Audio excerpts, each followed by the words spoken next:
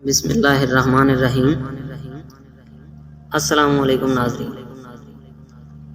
جو لوگ میرے چینل پر نئے میرے چینل کو لائک کریں، سبسکرائب کریں، بیل آئیکن کے بٹن کو پریس کر دیں۔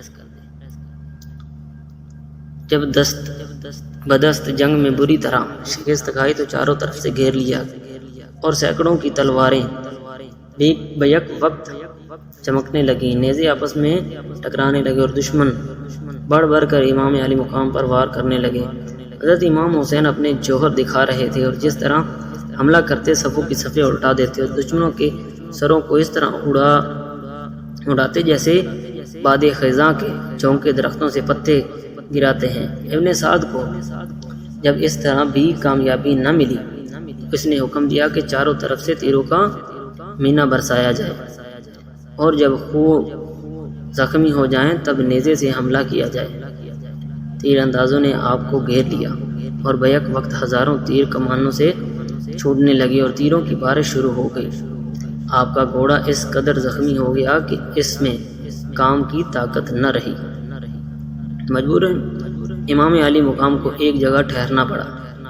ہر طرف سے تیر آ رہے تھے اور امام علی مقام کا جسم اکدک زخموں سے چور چور اور لہو لہان ہو گیا۔ بے وفا کوفیوں نے جگر پارہ رسول صلی اللہ علیہ وآلہ وسلم فرزند بطول کو مہمان بلا کر ان کے ساتھ یہ سلوک کیا۔ اتنے میں زہر میں بھیجا ہوا ایک تیر آپ کی اس مقدس پیشانی پر لگا جسے رسول صلی اللہ علیہ وآلہ وسلم نے ہزاروں بار چوما۔ تیر لگتے ہی چہرہ انور پر خون کا دھارا بہہ کر نکلا۔ آپ کے گھوڑے سے نیچے آ کر گر گئے۔ ان ظالموں نے نیزوں سے حملہ کیا۔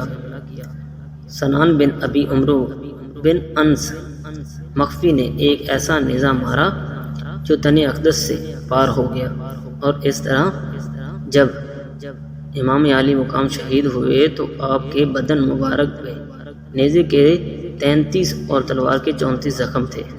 زندگی کی آخری لمحات آ پہنچے۔ امام علی مقام نے دریافت فرمایا کہ کون سا وقت ہے؟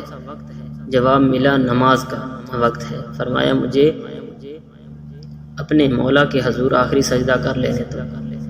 خون آلود ہاتھوں میں سے تیمم کیا اور بارگاہ خداوندی میں سجدہ ریز ہوئے اور باری تعالیٰ سے دعا کی کہ یہ زندگی تیری ہی دی ہوئی ہے اور اسے ایسے ہی تیری ہی راہ میں قربان کر رہا ہوں۔ اے خالق کائنات، میرا یہ آخری سجدہ قبول کرنا۔ بدبخت شمر آگے بڑھا اور چاہا کہ امام علی مقام کا سر تن سے جدا کر دے کہ حضرت امام حسین نے فرمایا کہ میرے قاتل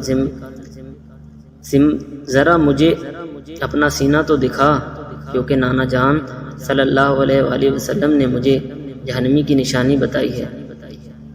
امام ابن عساکر نے سیدنا حسین بن علی سے روایت ہے کہ حضور نبی کریم صلی اللہ علیہ وسلم نے فرمایا، گویا کہ میں ایک سفید داغوں والا کتا دیکھ رہا ہوں جو میرے اہل بیت کی خون میں منہ مار رہا ہے۔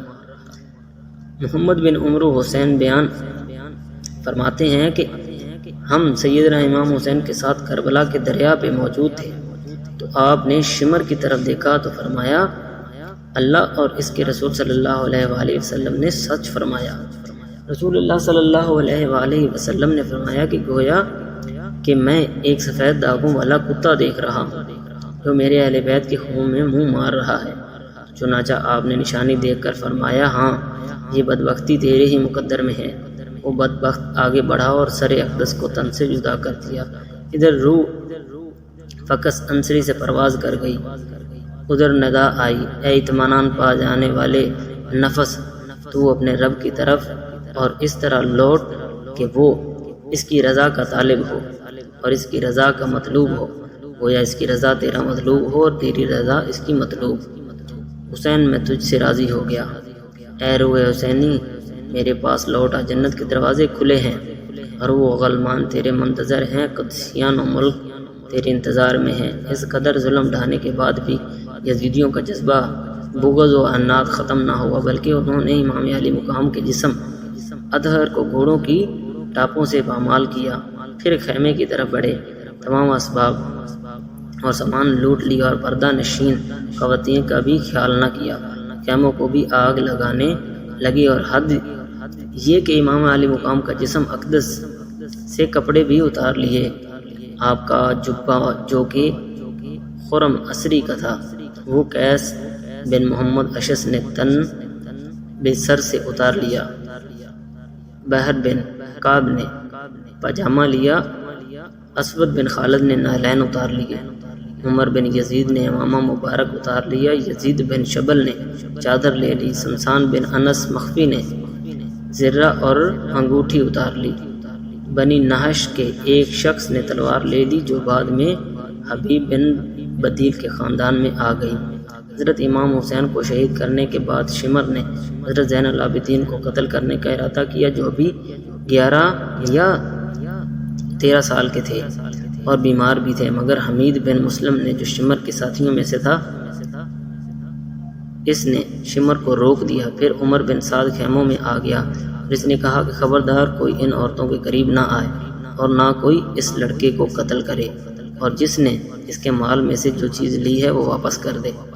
راوی کا قول ہے کہ خدا کی قسم کسی نے بھی کوئی چیز واپس نہ کی تھی۔ جزاک اللہ خیرہ۔